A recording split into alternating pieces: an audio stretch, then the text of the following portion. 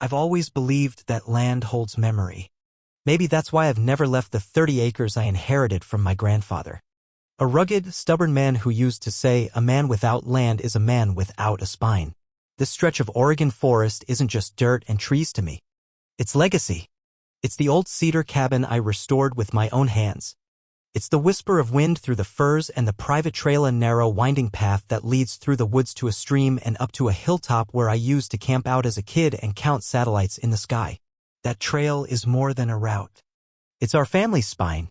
My grandfather cut it himself with a hatchet and stubbornness in the 1950s. It's officially registered as private access, carved into county records with legal documentation and clear boundary lines. No public easement, no shared rights, just mine.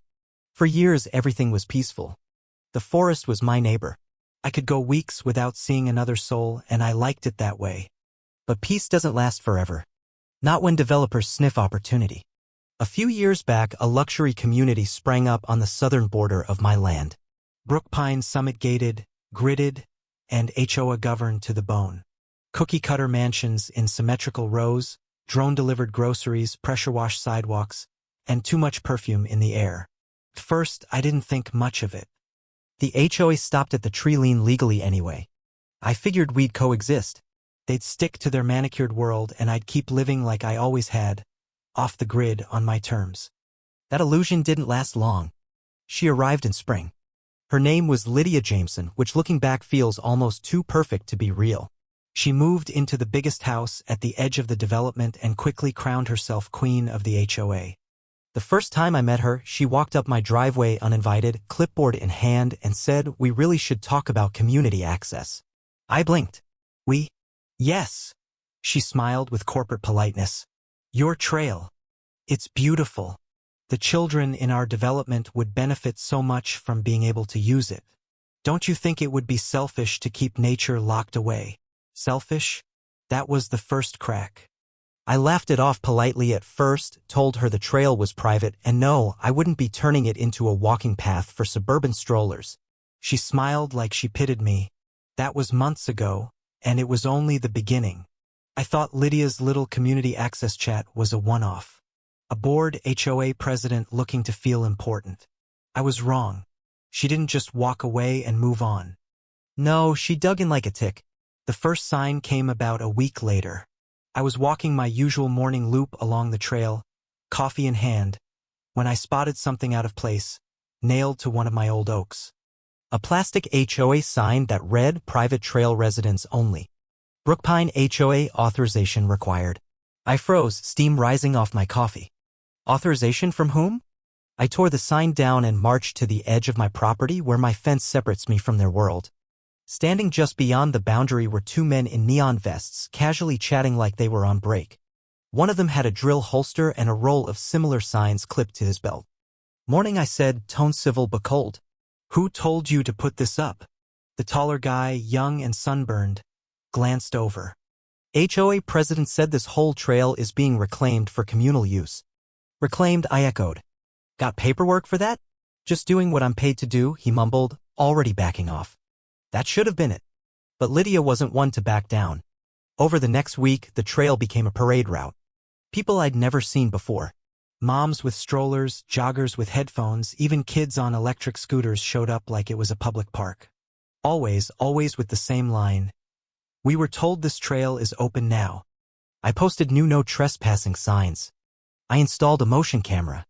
I even pinned a copy of my land deed to the community bulletin board outside their gates with a big red arrow that said, "Not your property."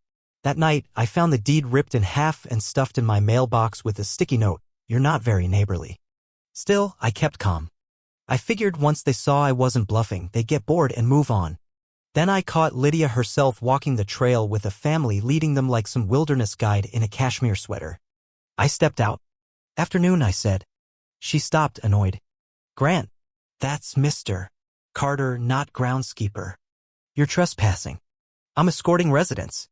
They just moved in and were curious. This isn't the area. It's my land." She exhaled. "You really need to let go of this lone wolf act. This trail has been here forever.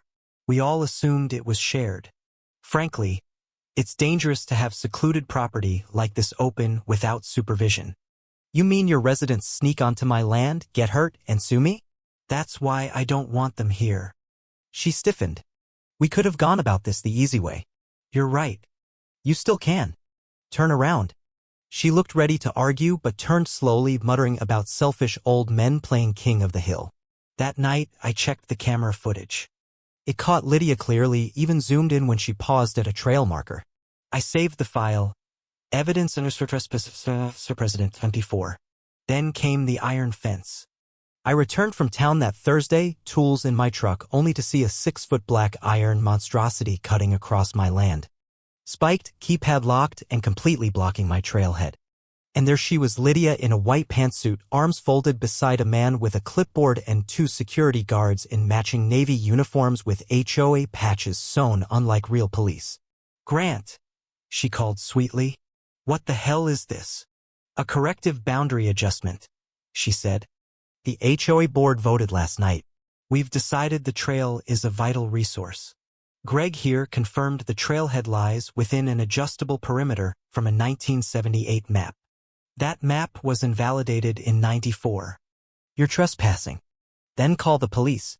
Until then, the trail is closed for safety." I pulled out my phone and made one call. "Marcus, it's happening. Bring the badge."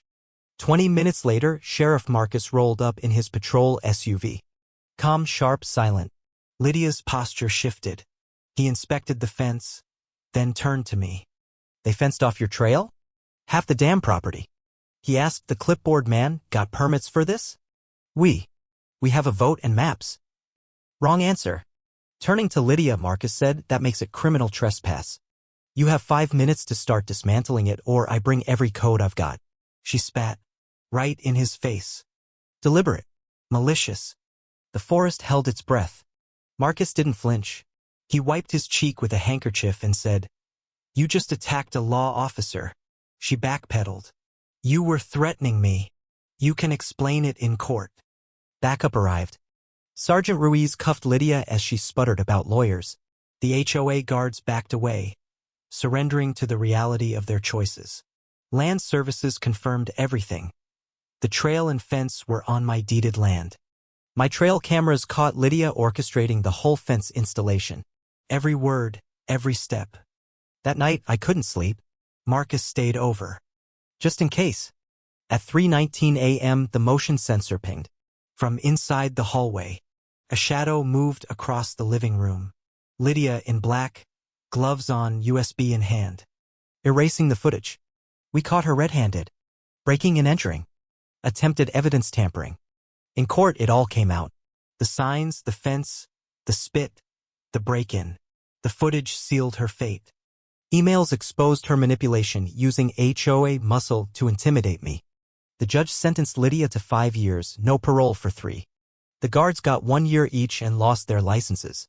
Lydia cried as the cuffs clicked. The courtroom was silent. 1 month later, I hosted a barbecue.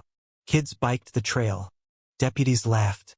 A new brass sign read, "Private property. Trespassers will be fed." At our next barbecue. And beneath it, in memory of Lydia's career, may it rest where it belongs, behind bars. Later, the Brookpine HOA dissolved, replaced by real community committees. Peace returned, and a new nickname stuck. Trail Boss. And honestly, I've earned it.